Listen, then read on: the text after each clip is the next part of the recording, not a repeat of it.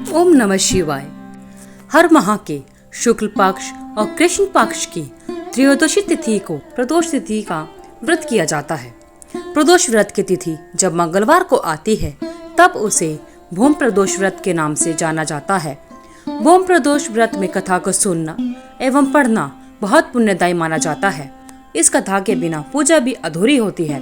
मान्यता है कि भूम प्रदोष व्रत की कथा सुनने व कहने से देवों के देव महादेव का आशीर्वाद प्राप्त होता है और आर्थिक परेशानियों से मुक्ति मिलती है। तो आइए सुनते हैं भूम प्रदोष व्रत की कथा। भूम प्रदोष व्रत की कथा के अनुसार सूत जी बोले, अब मैं मंगल त्रयोदशी प्रदोष व्रत का विधि विधान कहता हूँ। मंगलवार का दिन व्याधियों का नाशक है।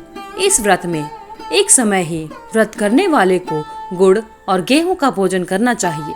इस व्रत के करने से मनुष्य सभी पापों और रोगों से मुक्त हो जाता है।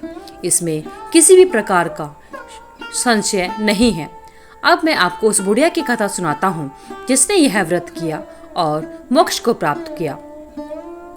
प्राचीन काल की घटना है। एक नगर में एक बुढ़िया रहा करती थी। उसके मंगलिया नाम का एक पुत्र था। वृद्धा को हनुमान जी पर बड़ी श्रद्धा थी।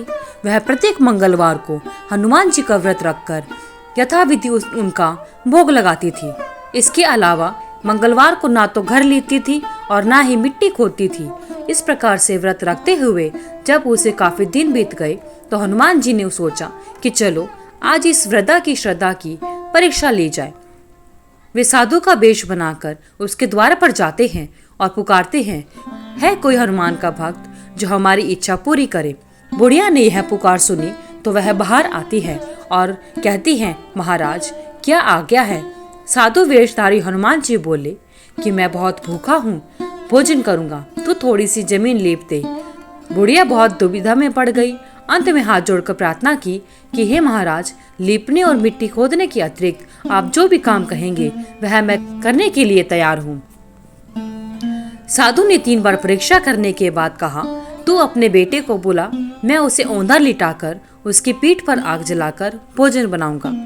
वृद्धा ने सुना तो उसके पैरों के नीचे से धरती खिसक गई, मगर वह वचन हार चुकी थी। उसने मंगलिया को पुकार कर साधु महाराज के हवाले कर दिया, मगर साधु ऐसे ही मानने वाला नहीं था।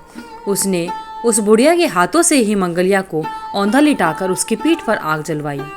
आग जलाकर दुखी मन से बुढ़िया अपने घर के अंदर जा घुसी। साधु ने जब भोजन बना लिया तब उसने कहा कि मंगलिया को पुकारो ताकि वह भी आकर भोग लगा ले। बुढ़िया आंखों में आंसू भरकर कहने लगी, अब उसका नाम लेकर मेरे हृदय को और कष्ट ना दे और न ही उसको ज्यादा दुखाए। लेकिन साधु महाराज नहीं माने।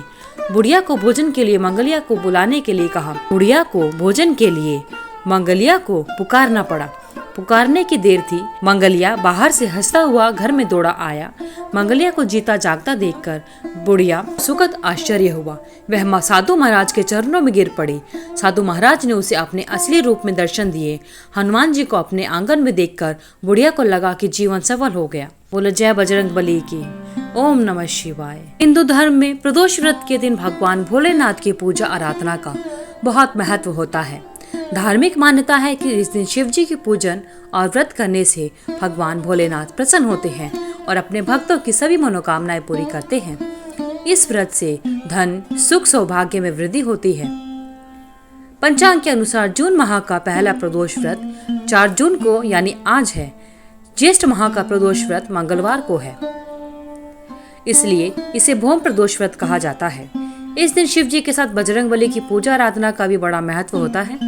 प्रदोष व्रत का शुभ मुहूर्त पंचांग के अनुसार ज्येष्ठ माह की कृष्ण पक्ष की त्रयोदशी तिथि का आरंभ 4 जून को सुबह 12:18 से रात 10:01 तक रहेगा। भूम प्रदोष व्रत के दिन भगवान शिव के साथ हनुमान जी की भी पूजा की जाती है। इस दिन भगवान भोलेनाथ और हनुमान जी की पूजा का शुभ मुहूर्त रात 7:16 से रात 9:18 तक रहेगा और यह शुभ मुहूर्त 2 घंटे तक रहेगा। ये अब जानते हैं भूम प्रदोष व्रत के दिन भगवान भोलेनाथ और हनुमान जी की किस प्रकार पूजा अर्चना करनी चाहिए। भूम प्रदोष व्रत के दिन सुबह जल्दी उठकर स्नान के बाद स्वच्छ कपड़े पहनने चाहिए। मंदिर की साफ सफाई कर फिर भगवान शिव को धूप दीप और नैवेद्य अर्पित करना चाहिए। शिवलिंग पर कच्चा दूध गंगा जल से अभिषेक करना चाहिए। साथ ही पंचामृत से भी भगवान भोलेनाथ का अभिषेक करना चाहिए। इसके बाद शाम के समय भगवान शिव की विधिवत पूजा करनी चाहिए। जलाभिषेक करें और प्रदोष व्रत की कथा को पढ़ना एवं सुनना आवश्यक होता है। शिवलिंग पर बेलपत्र, फूल, धतूरा, आग के फूल और भस्म चढ़ानी चाहिए। इसके बाद शिव जी के बीज मंत्र ओम नमः शिवाय का 108 बार जाप करना चाहिए। साथ ही शिव चालीसा का पाठ करें और भगवान शिव और माता पार्वती के समेत सभी देवी देवताओं की आरती उतारनी चाहिए। इस दिन हनुमान जी का भी अवश्य पूजन करना चाहिए, क्योंकि भौम प्रदोष व्रत में भगवान शिव और माता पार्वती के साथ साथ हनुमान जी की भी पूजा अर्चना की जाती है। और हनुमान चालीसा का और शिव चालीसा का साथ में पठन एवं श्रवण करना चाहिए। और साथ ही भगवान शिव के महामृत्युंजय मंत्र का भी जाप करना चाहिए। इससे भगवान शिव आप सभी मनोकामनाएं पूरी करते हैं। भगवान शिव और माता पार्वती की साथ ही हनुमान जी की भी आप सभी पर कृपा बनी रहे। धन्यवाद। अगर आपको वीडियो अच्छी लगी तो वीडियो को लाइक करें, शेयर करें, चैनल को सब्सक्राइब करके बेल आइकन को जरूर प्रेस करें, ताकि आगे आने वाली सभी वीडियोस की नोटिफिकेशन आप तक समय से पहुंचती रहे।